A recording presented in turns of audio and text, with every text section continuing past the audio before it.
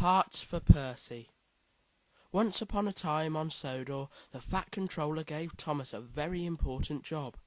I need you to go to the docks now to pick up some new parts for Percy. He can't work properly until he has them fitted, and people need to get their post, so it's very urgent. Right away, sir, peeped Thomas as he sped off to pick up the delivery. When Thomas arrived at the docks, he found it was very busy. Lots of vehicles were loading and unloading big crates and moving about in a hurry. Thomas didn't know where to begin looking for Percy's parts. "Excuse me," he asked a stressed-looking driver in his van. The van zoomed past. Thomas sighed. "Cranky," he called up to the tall crane. "Where is the crate with Percy's parts?" "How should I know?" replied Cranky moodily. Thomas rolled towards a large pile of crates that he'd seen being taken off a ship. None of them seemed to have labels on. Peering at them more closely, the Blue Engine suddenly spotted something. "Aha!" Thomas pipped. "It's a green crate. Percy is green, so that one must be for him." Thomas's driver and a few dock workers helped to load the crate onto Thomas, and he sped off to the steamworks so he could deliver Percy's parts to him.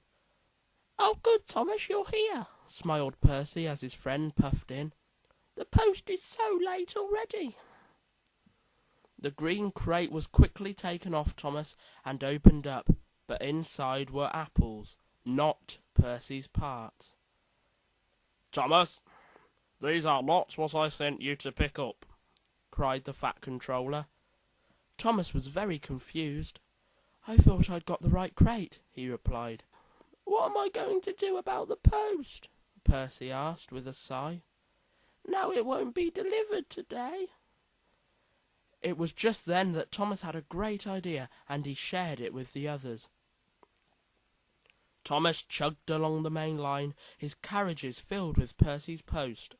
On the way back to collect the right crate, Thomas and his driver were doing Percy's mail rounds.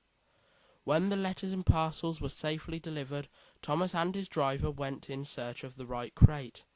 After asking lots of people at the docks and having a good look round, they finally found the box with Percy's parts in.